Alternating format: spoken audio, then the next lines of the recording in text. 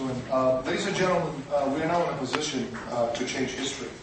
I finally believe that mankind has a future. A once demoralized population with no moral purpose is coming out of a prolonged slumber.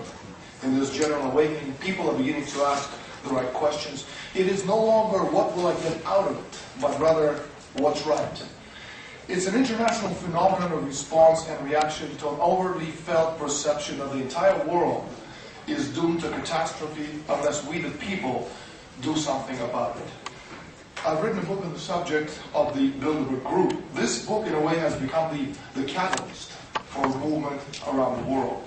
Now, we don't have a lot of time, so I would like to explain to you what Bilderberg is and why it must be stopped. And also, I would like to start with saying to you that Bilderberg is the old NATO alliance. It was born in 1954 as a group, basically what they themselves call the aristocracy of purpose between American and Western European alliances on the best ways to manage the planet. We're talking about the presidents and prime ministers of every European nation, Prime Minister of Canada, President of the United States. We're talking about the leading 50, 60 CEOs of the world's most powerful corporations.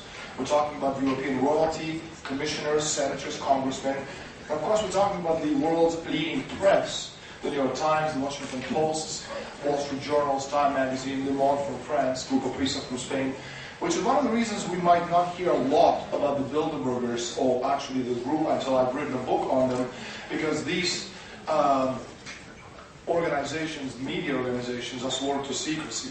Now, it's very interesting that a lot of the Bilderbergers, a lot of the attendees, members of the European Parliament, also members of the Bilderberg Inner Circle. I'm talking about Barroso, who was a member of Bilderberg. I'm talking about Van Rompuy, who attended last year's Bilderberg meeting, gave a brilliant speech, or at least that's what the Bilderbergers thought. And shortly after, he became the man in Europe. We're talking about Jean-Claude Trichet, also a member of the Bilderberg. We're talking about Peter Sutherland from England. From England, I'm sorry, I meant to say Ireland. And again, these are officials unelected by anyone who represent people, apparently 500 million people in Europe. Again, they're not working for the interests of nation-state republics. We're going to talk about nation-states. We're going to talk about the future of Europe. But they rather represent the very small interests of a very powerful group of people, and are known in most circles, called the Bilderbergers. Now, in the world of international finance, there's those who steer the events and those who react to the events. While the latter are better known, they're greater in numbers and seemingly more powerful. True power rests with the former. And at the center of this global financial system are the oligarchy, today represented by the Bilderberg group. Now, Bilderberg organization is dynamic in that it changes with the times, absorbs and creates new parts while excreting the remains of the decaying parts. Members come and go, but the system itself has not changed.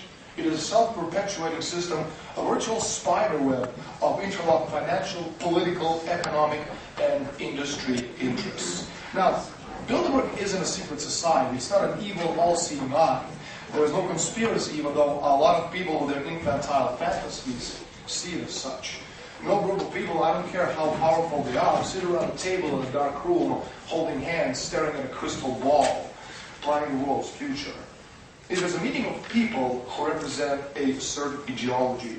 That ideology isn't a one-world government or new world order, as too many people mistakenly believe. Rather, the ideology of one world company limited.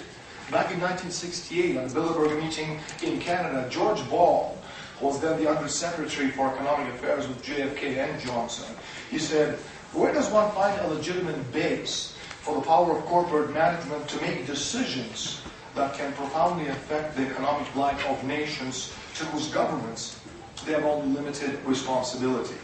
Now, the idea behind each and every Bilderberg meeting is to create, as I said before, what they call the aristocracy of purpose between European and North American elites on the best ways to manage the planet.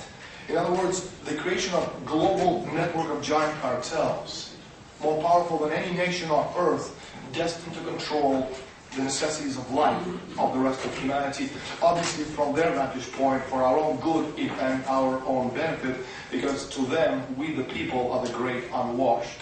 That's what they call us. Now, the reason people don't believe in Bilderberg and other organizations working together, exercising such control on the world stage, is that theirs is a Cartesian fantasy world in which the isolated intentions of some individuals, instead of the dynamics of social processes, shape the course of history as the movement of evolving ideas and themes over successive generations and even centuries. Now, Bilderberg is a medium of bringing together financial institutions, which are the world's most powerful and most predatory financial interests, and at this time, it is that combination which is the worst enemy of humanity. I think we can all congratulate ourselves in that today, Bilderberg has become the mainstay of corporate media, and not because corporate media has suddenly remembered the responsibility to us, the people, but because we, the people, have forced them into an uncomfortable position by becoming very aware that presidents and prime ministers and your little shrinking queens and kings are puppets of powerful forces working from behind the scenes. Something has happened to us, the people in the midst of this general economic collapse. People at large are gripped by something they don't always understand, but it compels them to act in a certain way in their own interest. That's why they're doing in Greece, and that's what they're doing in Spain, and that's what they're doing in the United States. It's called anthropic principle. It's like a tidal movement came upon us and washed away our fears. As people realize that their existence is threatened, they have lost their fear, and Bilderberg and others are beginning to sense it. Perhaps that's why in a recent Council on Foreign Relations speech in Montreal, Zbigniew Brzezinski, one of the founders of the Trilateral Commission, warned that a global political awakening in combination with infighting amongst the elite was threatening to derail the move towards a one-world government. You see, people at this table come from very different ideological and political backgrounds. Now, what unites us, however, is that we're all patriots. All those who oppose us, those who work for secret societies, who have sold their nations out for a pound of flesh, they're traitors. Not only traitors of their people and nation, but also traitors of humanity as a whole. Now, the subject of this press conference is Bilderberg towards One World Company Limited. About 650 years ago, the economy of Europe had collapsed into what is known as Europe's New Dark Age, the greatest economic and demographic collapse of Europe since the collapse of the Roman Empire. But then in the middle of the 14th century, much of the power of the oligarchy who ruled the world then suddenly and abruptly disintegrated. This disintegration erupted as a sudden chain reaction collapse of the worst financial bubble of debt speculation in history until now, that is, when the banking houses of Bardi and Peruzzi went under. This disintegration or collapse of the Lombard debt bubble caused a collapse in the power amongst the oligarchical families. Now, what does it have to do with Bilderberg? You see, modern history supersedes medieval history at that point or moment that the institutions which singularly distinguish modern from medieval were put into place. What were those institutions? Well, on the one hand, the conception of the modern nation-state republics under the government of natural law. If you've been listening to Nigel Farage speak in the European Parliament, very, very often he will speak about the meaning of nation-state republics. Don't take that concept lightly. It's the most important concept developed over the last 650 years of our history. And second is the central role of the fostering of scientific and technological progress as the mandate given to the Republic. Now, these two ideals represent a crucial argument. Their existence as institution in any part of Europe changed everything in all of Europe because these institutions increased the rate of development of per capita and per square kilometer of mankind over nature. So no nation could afford not to progress, not to develop for the fear of being left hopelessly behind. And the first success occurred in France with Louis XI, who doubled per capita income of France and defeated all of France's enemies.